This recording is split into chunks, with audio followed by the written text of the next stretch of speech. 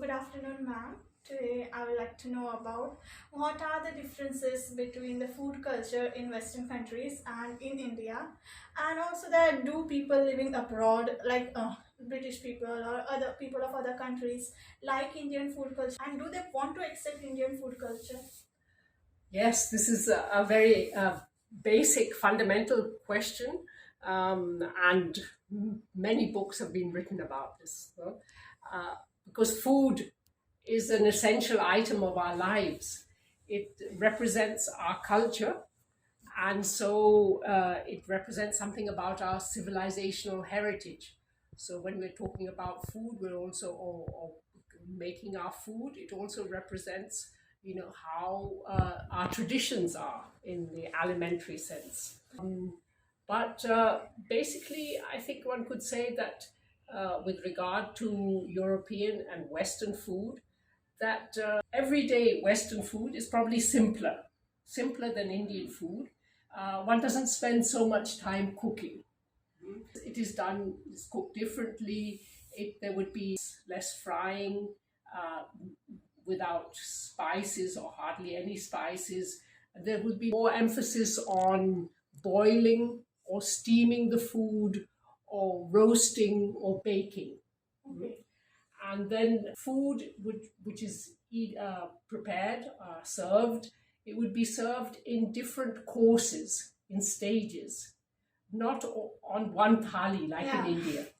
So, I mean, for every day you might have an appetizer, a soup, and then the main course, and then a dessert.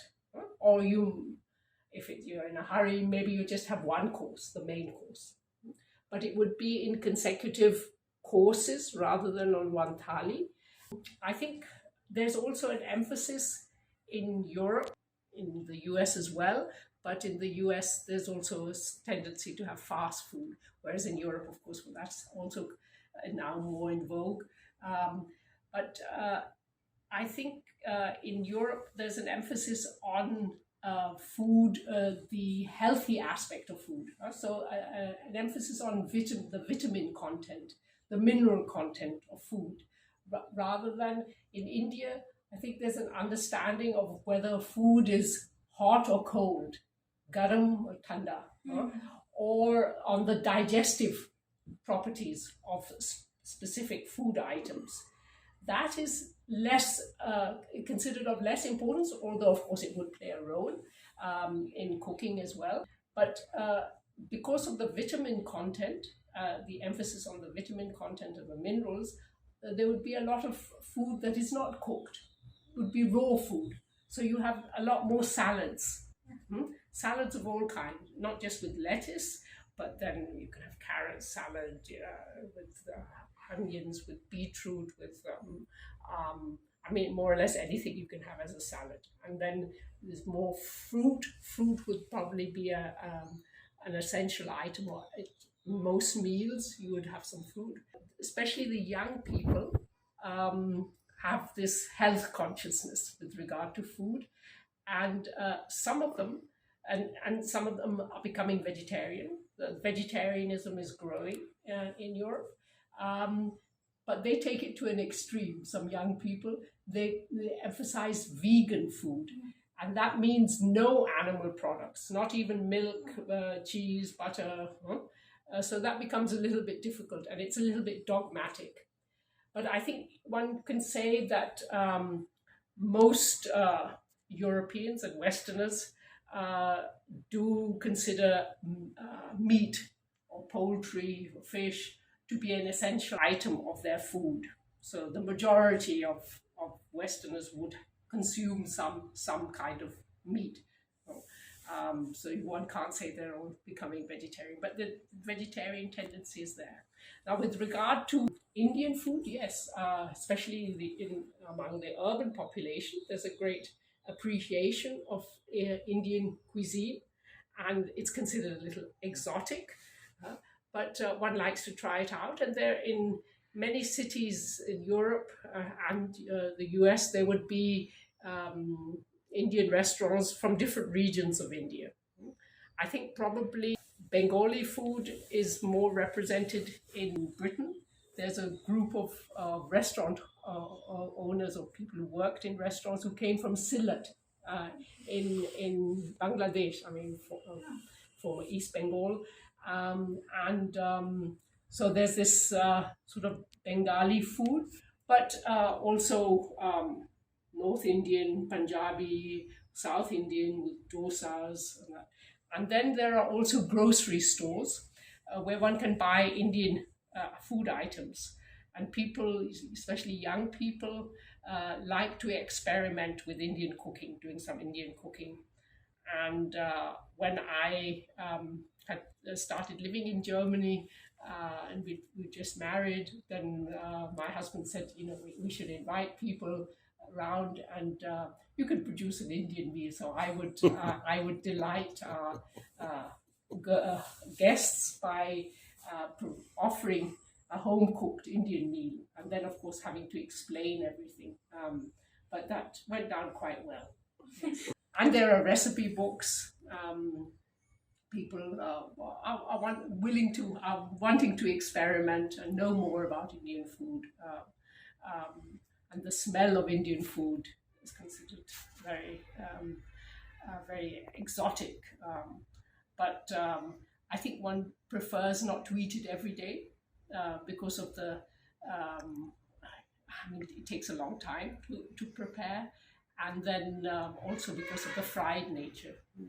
It's more, Indian food is fried more than European food. So, ma'am, in what context is the diet of Mahatma Gandhi useful for the world today? And according to Gandhiji, the food we eat influences the balance of mind and body. What do you think about this? Again, a very big question. I think it's a topic that is increasingly interesting people because of the concern with health and food. How do I go about it? In a few minutes, just very briefly, I would say that one should understand Gandhi's interest and his preoccupation with food in connection with his life experiments in search of truth. And so his experimenting with his diet, in a way, is a search for finding the most appropriate food diet for himself. That means the most nutritional, but something that is simple.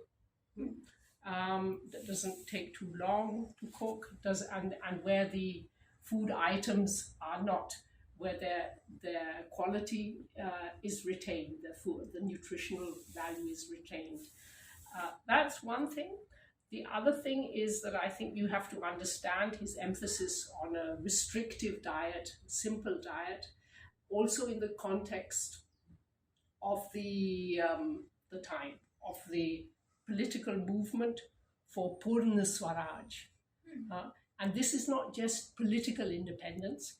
It also entails, it also means sort of self-liberation, which entails control and discipline of the self in mind and body. Through the diet that he had devised, that he experimented with, it became the diet of an ascetic, because it should show one's physical control over one's body. You don't eat too much, and also it should not influence your emotions. So the food that he considered as good was really, and he saw food as providing bodily and spiritual sustenance, rather than being consumed for enjoyment. That is also an aspect that one should consider when one is seeing what his diet was. And another aspect, I think, is, of course, the prevailing situation at the time, 20s, 30s, 40s. I mean, there was pervasive poverty, hunger. The majority of people, had to make do with one meal a day, if at all. So his restrictive diet was also like his restrictive clothing. When he was just wearing a loincloth, he said he would dress like the poorest of the poor. The same with the food. But of course, his food was very special. It was consisted of a lot of raw food. In a way, he was influenced by naturopathy, nature cure. So a lot of raw vegetables and nuts and dried fruit, and that. So this was not cheap. I mean, an ordinary peasant couldn't afford this. But it was very healthy, and I think firstly the restrictive kind of diet, I think that is still applicable today, although the situation in India 75 years after independence is a lot better. But still, I would say a great proportion of the people, of the population, do not have adequate nutrition. So if we bear in mind Gandhi's attitude to food and keeping it restricted, then I think that would also still hold true in today's context. And the other aspect is his emphasis on sort of a healthy diet that is more in line with naturopathy, raw vegetable food that is not fried, not cooked too much. That would be considered a very healthy diet from the viewpoint of naturopathy. And also, I think if one takes into consideration how the majority of the urban population, the food that one is consuming in the sort of middle class, it's very high, has a very high content of carbohydrates, and is a lot of it is fried. So with fat. So I think Gandhi's emphasis on a healthy diet would also represent for urban India a kind of wellness cure that is very much needed, because it's low in carbohydrates, it doesn't have this fatty content, it's high in vitamins. In a way, it represents the sort of vegan food that a lot of young people in the West are now interested in. Yeah. Yes. So, ma'am, you're like always smiling. You like maintain discipline in your company. Like knowingly, unknowingly, we get trained, and you yourself are very health conscious. Please tell us about your daily routine. How do you take care of your health on a daily basis? Yeah. Well, thank you for the compliment. I mean, yes, now you say I smile, I'll keep on smiling. But basically, I think I'm at harmony with myself, and I try or endeavor to be in harmony with others as well, as I think most people do. I think that's it's nothing very unusual. We all try to have a sort of harmonious relation with others. And now I also I want to do whatever I can to help others, and I feel that if I can spread happiness, that is something. So, but in a limited, restricted sense. Otherwise, I would say that after retiring from my professorship in Germany, I decided that I wanted to spend the last decades of my life in India doing a kind of seva. And I've come to Jalgaon, to the Gandhi Tirth, which is an ideal place. And so the kind of life that I lead is that of a sort of a recluse. Although, of course, I'm not away from other people. I mean, but I'm not traveling around too much, and especially now during the pandemic times, I have a quiet, quite a well-structured life, and also because of the pandemic, I feel I should make sure that I keep healthy. And I've always liked to have some sort of physical exercise, and now I'm making a point of doing that. I mean, having a morning walk. I get up quite early, go for a morning walk to the top of the hill, to the naturopathy center, it's closed, but one can walk up about 300 steps, and that's very good for the blood circulation. It's quite a strenuous walk for about 30 to 40 minutes. And then you want to know about my daily routine. And when I return, then I have a shower, have breakfast. Or sometimes I also do some yogic asanas. Um, and then usually after breakfast, I like to have about 3 hours of concentrated work. Um, Reading, writing, trying to do something maybe a little bit creative if possible. And then I have a light lunch and then a power nap. That is very important for me. I feel that if it's only 20 minutes, then I feel refreshed until the evening. And so after this power nap, I would then do some further research work, writing, maybe attending more to emails, and then in the evening, late afternoon, evening, would be together with people here, the families in this compound, and the children. It's always nice to have some contact with children, and then after dinner, usually it's an early dinner because the dining hall closes early. So after that, I go for a cycling tour of the campus. It's a big campus, 100 acres, so I get enough exercise. And then spend time usually making some phone calls, attending to emails, and have a reasonably early bedtime. Sometimes I listen to some audio book, or read, and basically it's a life of relaxed reflection, and yes, quite well structured. So I think that keeps me in good physical health and also mental health. And I hope then my connections, my contact with others is also contributes to their happiness and balance. So, ma'am, now I would like to know about your favorite books, either by Indian authors, writers, or maybe writers who live abroad, anybody. And what message do these books give you in the course of life? What are those special things that always help you or you always remember Yes, from them? again, a very, very important question, and you're touching on a vast sphere of my life. But where do I start?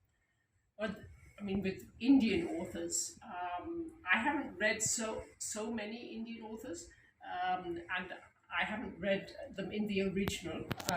But there are a number of Indian authors who write in English. Yes. So, for instance, there's one author whom I like very much, and his name is Amitav Ghosh. Oh. And his works have also been translated into other languages. I mean, he's quite well known. And I find that since I'm a historian myself, he usually deals with a historical topic. It's kind of historical realism that focuses on. But he has such a sensitive and beautifully crafted prose that you're sort of you're really become part of the story. It's so well written.